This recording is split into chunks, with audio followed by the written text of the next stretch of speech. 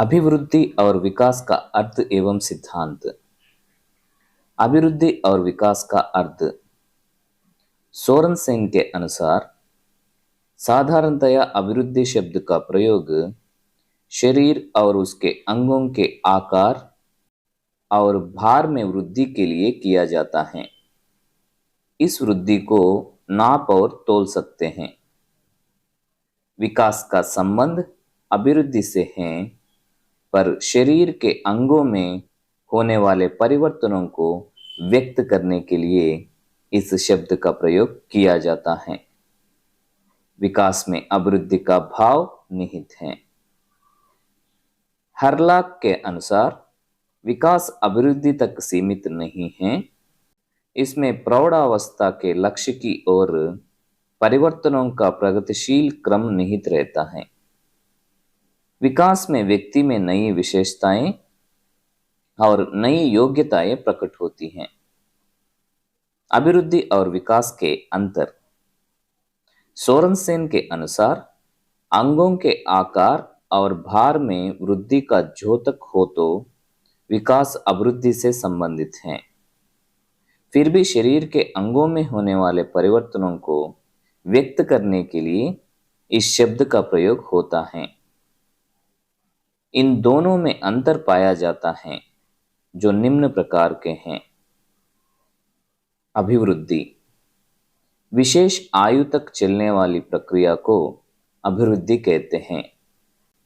यह परिमाणात्मक परिवर्तन की अभिव्यक्ति है। यह विकास का एक चरण मात्र है। इसके परिवर्तनों को देखा और नापा जा सकता है। अभिवृद्धि केवल शारीरिक परिवर्तनों को प्रकट करता है। अभिवृद्धि और विकास के सिद्धांत।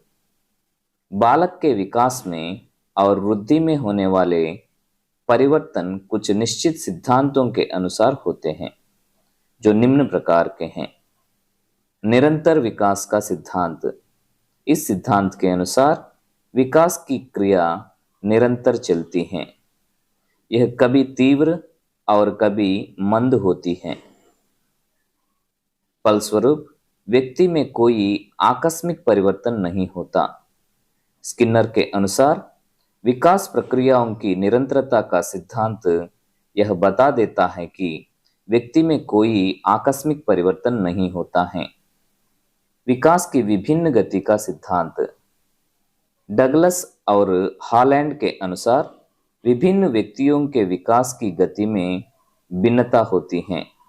यह विभिन्नता विकास के संपूर्ण काल में बनी रहती है। विकास क्रम का सिद्धांत। इस सिद्धांत के अनुसार बालक का गामक और भाषा संबंधी विकास एक निश्चित क्रम में होता है। शर्तें, गेसेल, पियाजे, इमिस आदि के परीक्षणों से यह सिद्ध हुआ कि 32 से 36 माह का बालक वृत्त को उल्टा काउंटर क्लॉकवाइज, 60 माह का बालक सीधा क्लॉकवाइज, 72 माह का बालक फिर उल्टा बनाता है। उसी प्रकार जन्म से वह केवल रोना, 3 माह में गले से एक विशेष प्रकार की आवाज को, 6 माह में आनंद को प्रकट करने की ध्वनि को, 7 माह में प, ब, द से बने सरल शब्दों का उच्चारण कर सकता है।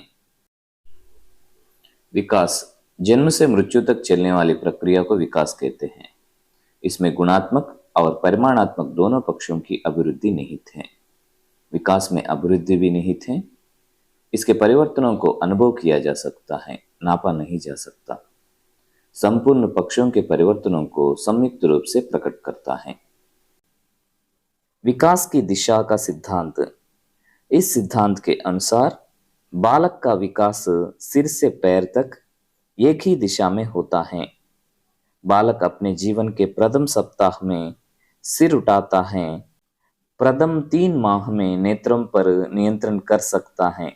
6 माह में अपने हाथों की गतियों पर, 9 माह से 12 माह तक बैठना, चलना आदि करने का शक्ति पाता है।